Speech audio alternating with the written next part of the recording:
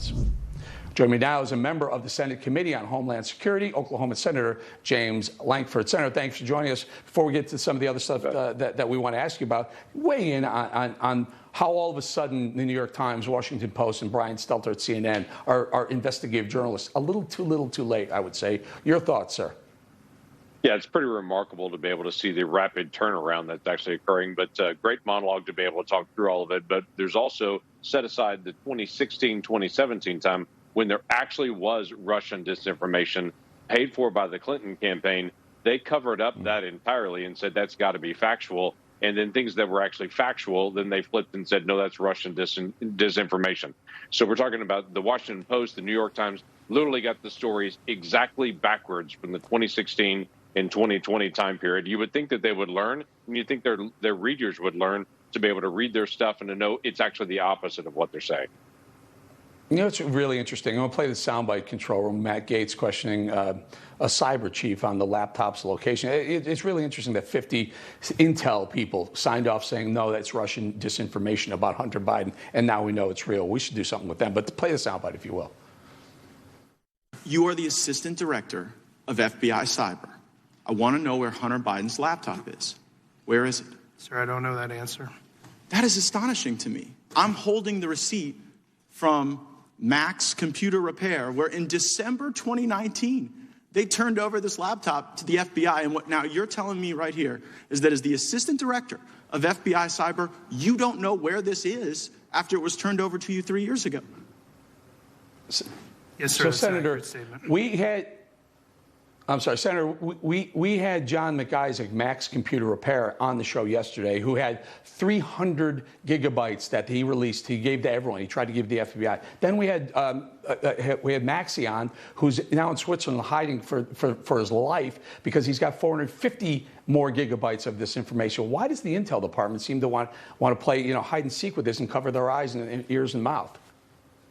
Yeah, you'll have to ask the Intel department on that, but it's pretty obvious to be able to see what this is, and we're going to continue to be able to press this. This is one of the issues that will be addressed when we win back the House and the Senate in the days ahead, when November comes, and then we actually get to January and Republicans take the lead in the House and the Senate. We'll be asking all these questions and putting people under oath, and we'll be able to ask it in a way that it has not been asked in the last 2 years as they continue to be able to cover it up. I cannot wait.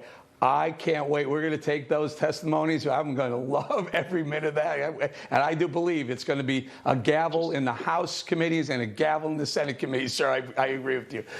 Can we talk a little bit about your Title 42 bill? What's your push here? You want to stop the administration from rolling back Title 42, which in essence would keep literally hundreds of thousands of illegals here. Tell us about it.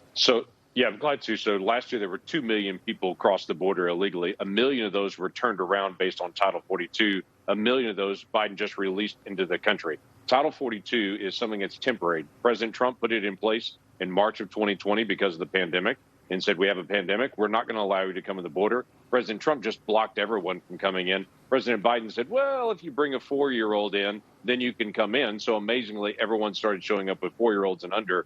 And so he just released 1 million people into the country. But there is still that Title 42 block from most everyone else. What the Biden administration wants to do now is to say the pandemic's over at the border, but it's not over on airplanes. We still want $10 billion more because we have to prepare more for the pandemic. They're still firing members of the military and saying you're fired if you don't get the COVID shot, but it's over at the border. What I've done is put out a simple bill that said straightforward, you've got to have a plan of what you're going to do with Title 42, and you cannot lift it selectively in any place. You can't lift it on the border if you've still got it in other places. Now, we know Title 42 is going to be temporary. At some point, the pandemic's over, and for a lot of us, we're living our lives like normal. But in D.C. and all the different things they've got there, they've still got it selectively in places. But what we're trying to push is say you can't just selectively lift it at the border. And when it is lifted at the border and pandemic's over, you have to have a plan in place to actually stop immigration and stop illegal flow rather than facilitate it, which is what they're doing now. Right.